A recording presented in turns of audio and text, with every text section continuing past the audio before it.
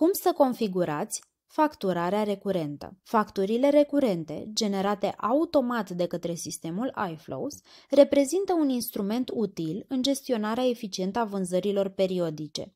Începem procedura prin accesarea secțiunii Vânzări și a segmentului Comenzi. Aici vom iniția o comandă nouă. După selectarea clientului către care se adresează comanda și determinarea tipului acesteia, internă sau externă, vom adăuga în comandă produsul sau serviciul dorit. Specificăm apoi data de livrare a acestuia. La finalul paginii veți identifica un buton denumit Comandă recurentă. Acesta vă permite transformarea comenzii curente într-o comandă cu frecvență repetată, pe care o vom configura conform nevoilor specifice ale activității noastre. Selectăm frecvența recurenței, zilnic, lunar, trimestrial, semestrial sau anual.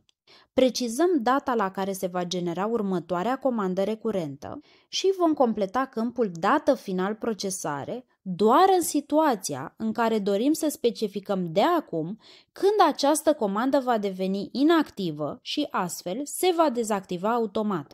Altfel, vă rugăm să nu completați nimic în acest câmp. Pasul final și corul acestui tutorial constă în activarea opțiunii Generare document. Aici determinăm tipul de document care se va genera odată cu lansarea comenzii, factură fiscală sau factură proformă. De asemenea, platforma iFlows poate fi setată pentru a trimite automat documentul generat pe e-mail clientului. Vă mulțumim!